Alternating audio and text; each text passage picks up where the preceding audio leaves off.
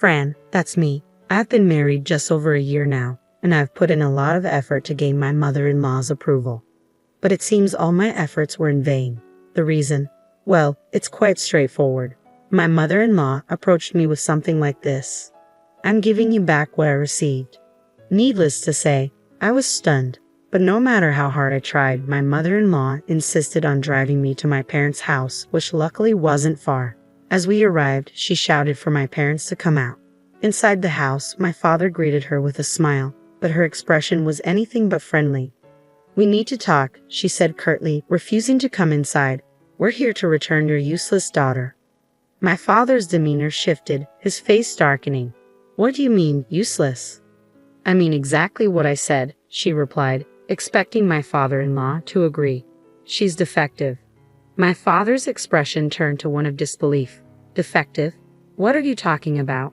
She can't do anything around the house, and she doesn't make much money, my mother-in-law continued, oblivious to my father's growing anger. You want her back, don't you? Before my mother could intervene, my father-in-law spoke up. That's what I said. We're returning her, so you should accept responsibility. My mother, finally noticing the commotion, came out of the house. But my mother-in-law didn't even acknowledge her. I see, my father said, exchanging a glance with my mother. Well then, there's nothing we can do.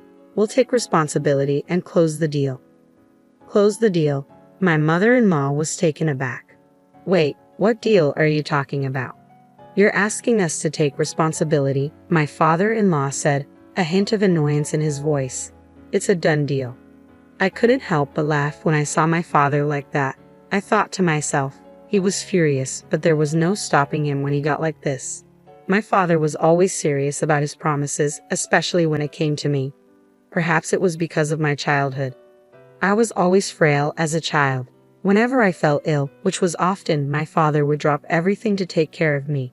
My mother would stay by my side, and my father would put his work on hold. Maybe that's why he adored me so much. But being physically weak wasn't all bad. My parents showered me with gifts to keep me occupied while I was bedridden. I had books, video games, and my father's old laptop, which became my favorite pastime.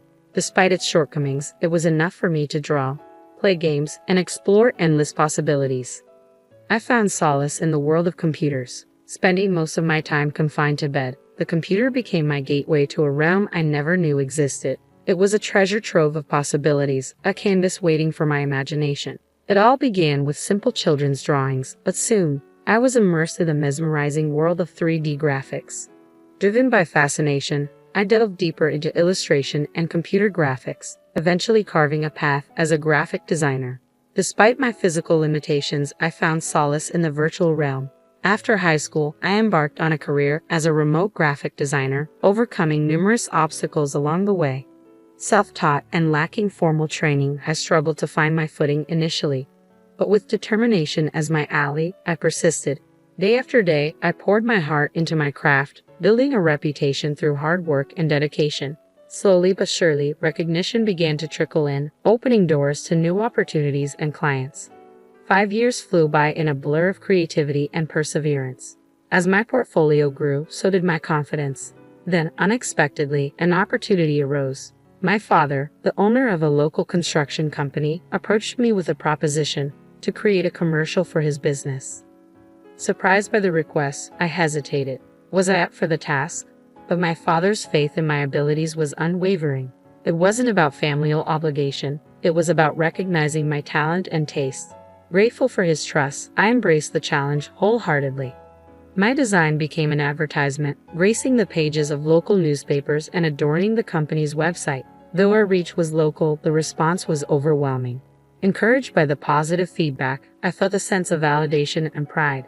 As my work transformed into posters lining the streets and bulletin boards, I realized something profound. I could stand on my own 2 feet, both in the virtual world and the real one. I relished the newfound sense of independence. It was liberating to know I could stand on my own 2 feet. Meanwhile, my posters were causing quite a stir in town.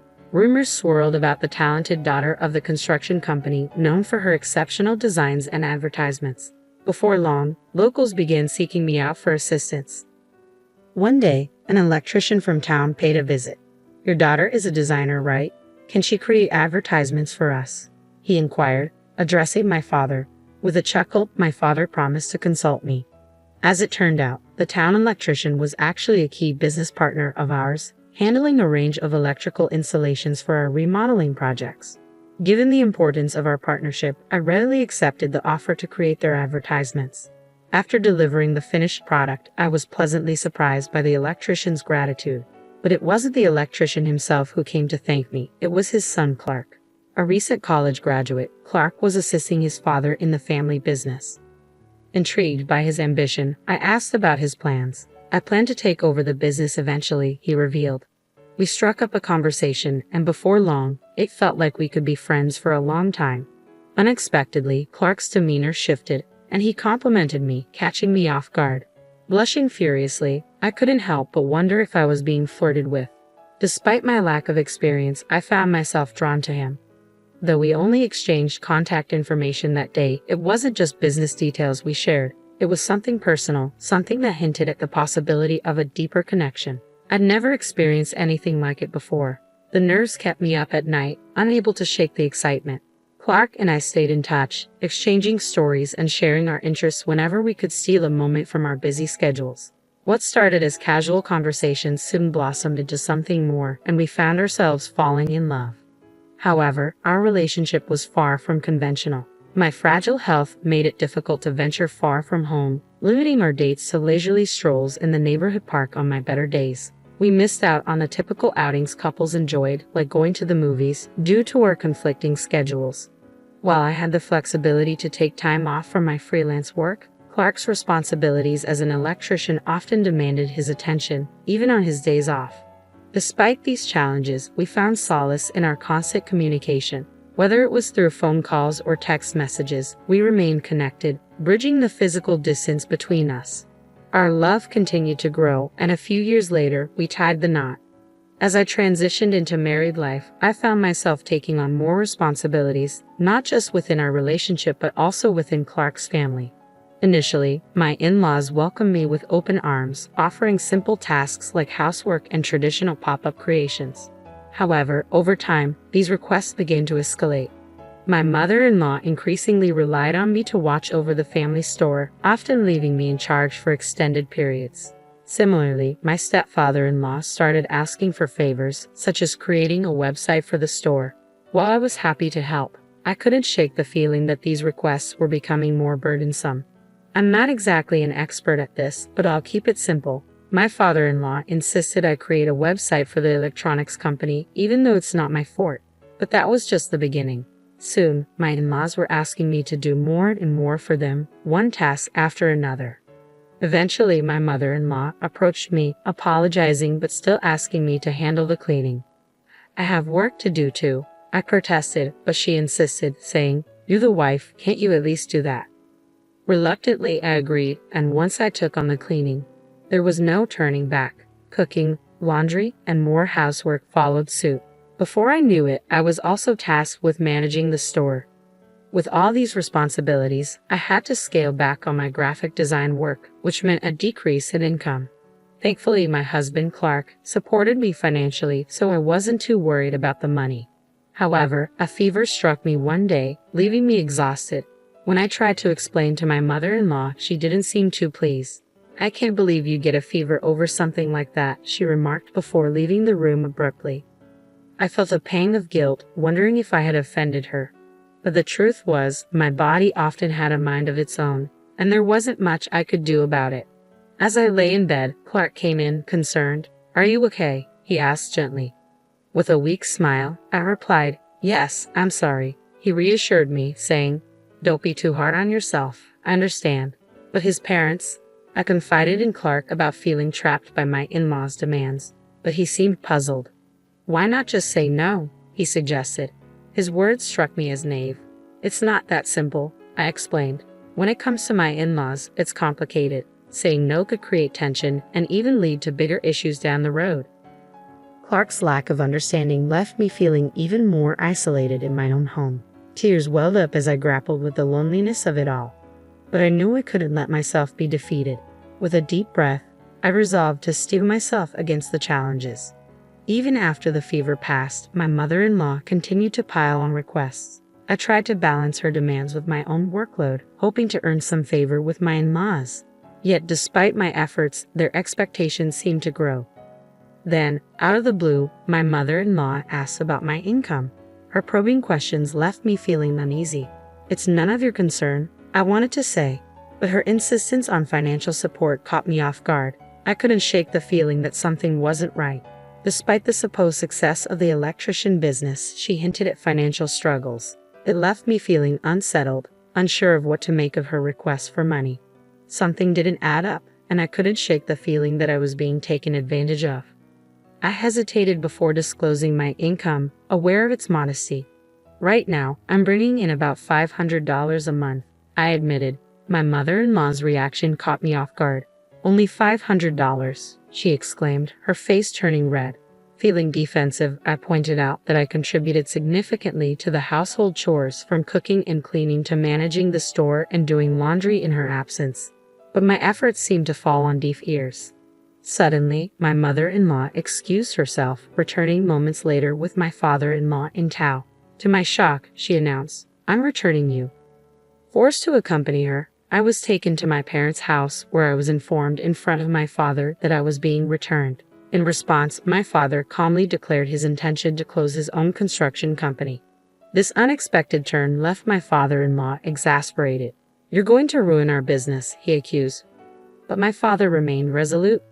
"I have to do what's best for my daughter," he insisted. In the end, my father-in-law stormed off, leaving my mother-in-law to deliver one final blow. "You useless wife, you don't have to come back," she spat. Feeling disoriented and hurt by my father-in-law's harsh words, I turned to a friend for advice. "What should I do, Dad?" I asked, overwhelmed by the hurtful situation. "Wouldn't it be better to get a divorce?" he suggested. Despite the pain, I couldn't shake the hope that Clark would come for me. After all, his love mattered most, even if my in-laws disapproved. However, days passed without a word from Clark. Finally, a message arrived from him, bluntly stating, "Let's get divorced." I refused to believe it, bombarding him with messages, but he remained silent. Eventually, Clark's lawyer contacted me, informing me that his parents had persuaded him to end our marriage. Devastated, I reluctantly agreed to the divorce, accepting the alimony and terms offered by Clark. Thus, my brief marriage came to an end. Meanwhile, my father's construction company shuttered its doors, but my brother stepped in to carry on the business independently, severing ties with Clark's family. The fallout from my divorce spread throughout the town, tarnishing Clark's family's reputation. As rumors swirled, they faced increasing avoidance and dwindling business. However, the situation took a surprising turn when my brother's construction company faced sabotage. Repeated incidents of vandalism, including broken air conditioning units, left us baffled. Despite reporting the incidents to the police, the sabotage persisted. Desperate for help, my brother reluctantly turned to Clark's family for assistance. To our astonishment, they not only agreed to help but also suggested charging a premium for their services due to the growing demand. Outraged by their exploitation of the situation, my father condemned their actions, declaring that profiting from others' misfortune was unacceptable. I seethed with anger, though the situation had nothing to do with me. Helpless, I resigned myself to the situation, but my brother refused to back down. "I'll find the culprit," he declared, rallying support from several clients. Curious about his plan, I questioned his choice of action. He explained that he would lend them intercoms for free. "Intercoms nowadays have video recording and sensor functions," he reasoned. Skeptical, I doubted it would be that simple. Yet within 3 days, the culprits were apprehended. To my shock, it was Clark's parents who were caught red-handed. They confessed to sabotaging the air conditioners in a bid to create work for themselves after losing clients. The term mutual collapse echoed in my mind. If my father quit the construction business, Clark's family would suffer too. The arrest triggered the downfall of Clark's family's electronics shop. Clark himself found work at a demolition site to pay for the damages. Though I sympathized, I chose not to involve myself further. Content with my life as a graphic designer and store manager at my brother's construction company, I relished the absence of nagging in-laws. Yet a new problem arose, my retired father's constant concern. Always asking if I was tired or okay, he hovered around me incessantly. Fed up, I joked that he should get a job too. Surprisingly, he took it to heart, returning to work at my brother's company. In that moment, I realized my father's love for me, and I couldn't help but reciprocate. With him back at work, it felt like we were finally on equal footing, and in that newfound balance, our bond grew stronger than ever.